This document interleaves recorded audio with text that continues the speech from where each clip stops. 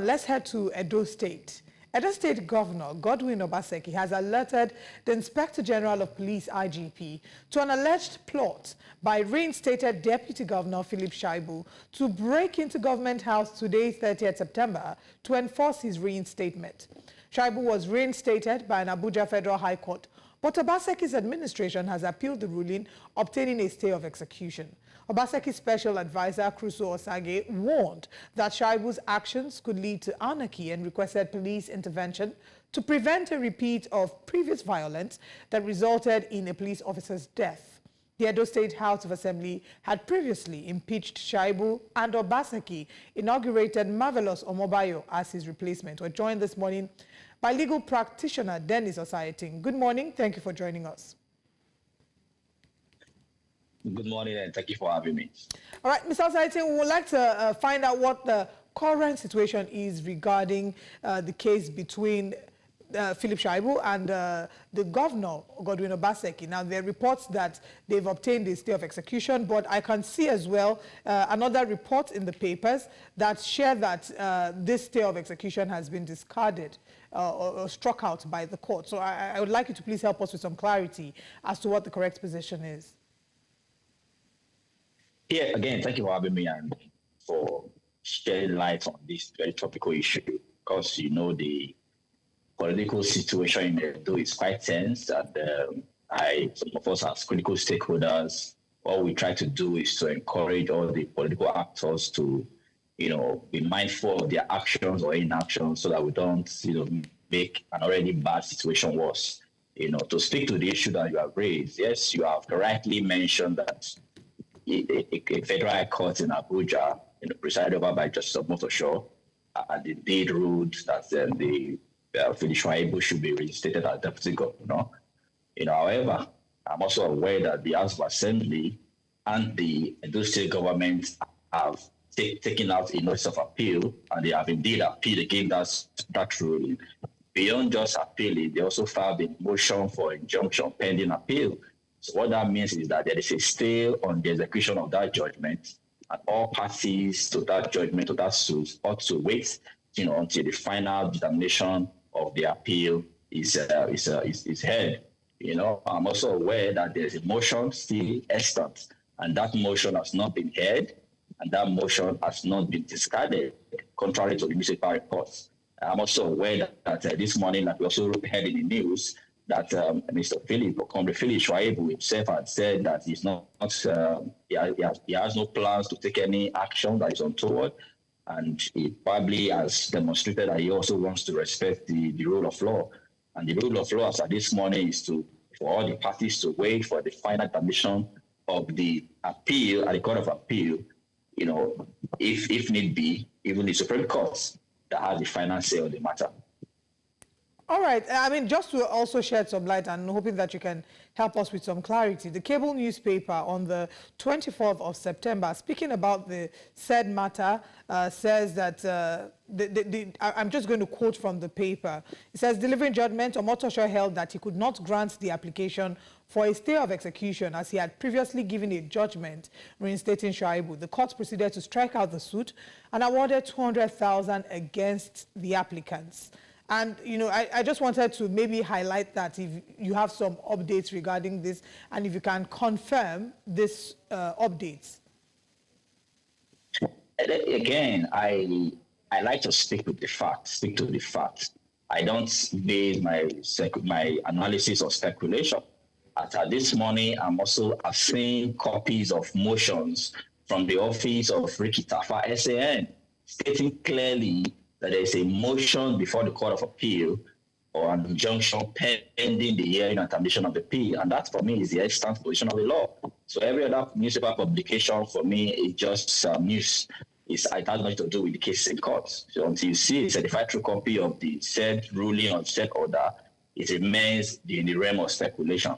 So from the records that we have seen, from the court document that we have seen this morning, there is indeed a pending appeal and a pending motion for injunction pending appeal, and all parties ought to respect the rule of law and wait until the final outcome of the matters before the Court of Appeal. Right, we're going to come back to the legal aspect of it. Well, let's just talk generally about what the mood is like, political mood is like in Edo State currently. Of course, is plans by the Obaseki, or rather, Aswe Godalo team to go to the court, of course, to challenge the victory of Monday Okpebholo. To tell us about, what the mood is like politically in the state as it stands.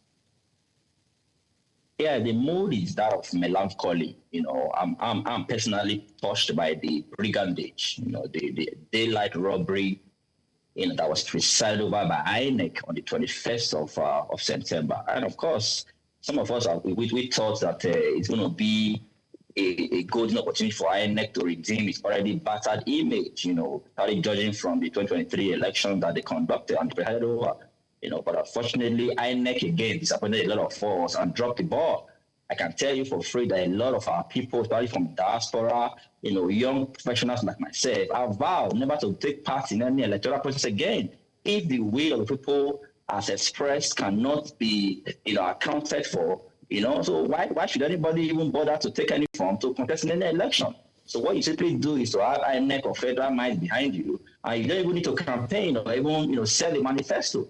At the end of the day, the people will cast their ballots, they elect the person they want, and INEC, with such, temerity, simply writes a result that doesn't reflect the will of the people. And that's why you see that there's general mood of sadness and misapprehension, in the state. People don't know what to expect. From what we already see on the street, there's palpable fear in the air. That these same individuals, questionable character, people who pride themselves as lions and tigers are already warming up to take over the reins of power. And you can already see even in the news is awash with incidents of indiscriminate arrest of people. Even as this morning, the police is threatening to arrest Edo people and arrest the citizens. People are even threatening that the outgoing governor is going to be arrested. So for me, this is not democracy. I don't really know what the APC, is practicing. So I am always calling on Nigerians to keep faith. I believe very strongly that the judiciary remains the hope of a common man. And I believe that the mandate that was stolen by INEC will be restored. The only time will tell. And when you say stolen by INEC, do you have, evidence, any proof, that this was not... Like I said, I don't just say things I don't know. I myself talking to you right now, I'm a lawyer, and I was an agent in that election. I know what I can tell you what I saw. I'm not telling you what somebody told me. Go ahead. What are some of the things that you witnessed? I was a world coalition agent in the last election. The people who came out in the number, yes, the numbers may not be that encouraging, but the few people who came out to vote voted for the candidate of the PDP. And INEC, right from the unit coalition to the world coalition, the magic started happening at the LGA Coalition Center, many of which were disrupted, and the wreck of Edo State started manipulating the results at the State Coalition Center. These facts are there. I left my coalition center 2 a.m. that day because when we got to the Ramat Park, if you know Benin very well, Benin Ramat Park is where you have the INEC State Secretariat. All the coalition that was supposed to take place at the LGA were disrupted, and the PDP agents and other agents of political parties were not allowed access to the coalition center. And by the break of dawn, we started seeing results that being announced, and those results clearly does not reflect even what INEC has uploaded on their IREV. So for me, what happened on the test is a clear rape on our democracy, and all well-meaning Nigerians must join Aswe Godalo to condemn root, stem, and branches the daylight robbery that was presided over by INEC. Mr. Osaretin, regardless of what your thoughts are, and yours is not the only, position that has said that this election was flawed by tons of irregularities. IREV is. We've seen IREV, the result uploaded on IREV is. Yes, Mr. Osaretin. We've seen many people share different standpoints and quote-unquote evidence as to why they say that the election was highly flawed and should be overturned. Yes. But at the end of the day, Absolutely. It lies in the hands of the judiciary. So what faith do you have in the courts, in Nigeria's court system, and in the judiciary to be able to grant you the results that you seek? just to chip in this, our fate does not only lie in the hands of the judiciary. The first remedy that was provided by the new Electoral Act is that when there is a clear case of malfeasance, there's a clear case of corruption, there's a clear case of manipulation and alteration of the results, INEC has a duty under law. They have a moral obligation under law to correct itself. And that's why I've said that INEC must take this golden opportunity to review, to investigate all this allegation and correct itself. I hear you, Mr. Osaretin. Go to court or public. I hear you, but again, to have a judicial review. INEC has a duty under law. They have a duty under law, and that duty must be carried out. I hear you clearly, right?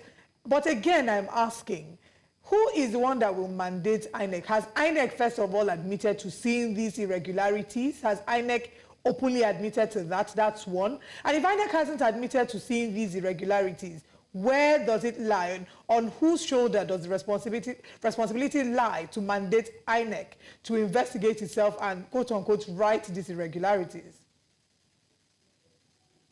One of the reasons, or one of the beautiful innovations in the new Electoral Act is that there are several layers of checks, supposedly put in place by INEC, right? You have the various collation officers, you have the IREV, you have the BVAS. And from the available evidence, and facts right now in the public domain, the BVAS have clearly shown that there was manipulation. The IREV itself has shown that there was manipulation. And the PDP as a party have written to INEC to investigate this inconsistency in their own record. And INEC has a duty under law to do what is right to Nigerians, to do justice to the Nigerians. However, if they fail, we have a remedy in law. We must not go to the tribunal to bring all this material inconsistency in their own records before the courts. Which then goes back to the question. Which then goes back to the question that I asked you earlier. As to your trust in the judiciary. As a lawyer of over a decade in legal practice, I have absolute confidence. Even Comrade Adamu Shomole, when his mandate was stolen, some of us were on the street protesting to high heavens that his mandate be restored. So I'm still very confident that the judiciary is the last hope of the common man. And when they see the trailer load of evidence that the PDP is bringing to challenge the shenanigans presided over by INEC on 21st, the judiciary will have no choice than to do justice according to law. Okay, and of course, also what is the general mood in Edo State currently? Yes, like I told you, the general mood is that of apprehension. People don't know what to expect because judging from the fact that there appears to have been a lot of innovations and reforms that the outgoing government have put in place. And to have a man who has not been elected, who has very questionable academic background, now being allowed to preside over our collective aspirations as a people, you know that some of us have very great apprehension. We are very scared that this man that is coming right now may not be able to manage some of these reforms, and it may end up taking Edo State 12 years backward. Okay. I also, want to ask, let's go back to Philip Shaibu, might come back to election, yes. But I want to ask, what happens today if Philip Shaibu does try to, of course, get his office back and then reinstate himself, just as the courts, had initially ruled? What happens, what do you expect to happen in Benin City? Like I told you, the matter that borders on the issue of impeachment does not start and end at the Federal High Court, right? All parties have the right to appeal all the way down to the Supreme Court. So when there's a motion for stay or there's a motion for injunction, all parties, including Philip Shaibu, ought to respect the rule of law and wait till the final. The last ruling that we have. However, I'm aware that the lawyers to the Edo State government and the lawyers to the Edo State House of Assembly have written to the IGP of police to alert him of the impending danger in resorting to self-help by Comrade Philip Shaibu. And I'm telling you this morning that from the news I also heard in Edo, the Philip Shaibu himself have come out to deny any such move. So which means that he understands the implication of trying to enforce the judgment by himself, that may lead to anarchy and the breakdown of law and order. So I believe that Philip Shaibu is a citizen of Nigeria, is a law-abiding citizen. He will not allow himself to be used by those who don't mean well for our state to perpetuate injustice, perpetuate violence and brigandage, or even lead to the breakdown of law and order in Edo State. Yeah, so I want us to be clear.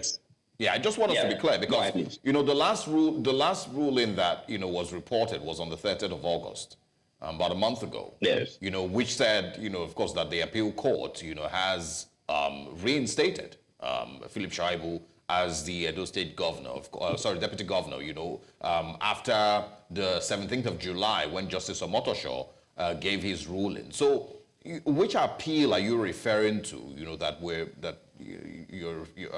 Obaseki team rather has put forward.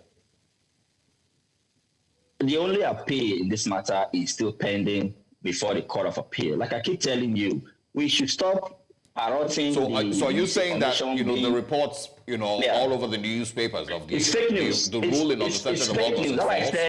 That's why I said the only authentic source for judicial information is for you to be armed with a certified true copy of the court judgment. And I can challenge you, if you have a copy this morning that says, it's a title copy that says what you are saying now, please present it to the public. So whatever is in the news or is in the online blog, these are all fake news. I can tell you for free that there is a pending appeal by the Court of Appeal, and that appeal is yet to be determined. And in addition to that, there is a motion for injunction pending the hearing and admission of appeal that is also yet to be determined by the Court of Appeal. All right, so fingers crossed. Anything contrary to that, they should come out and show a certified true copy of that judgment, and then we can now leave matter to rest. All right, we can hold on to that and also wait to see what the next steps will be. So far, Philip Shaibu's team has denied, you know, the allegation, saying that, you know, it's just cheap. I can't remember the exact words, but some form of a publicity stunt. I guess that's what they're driving at. But thank you very much,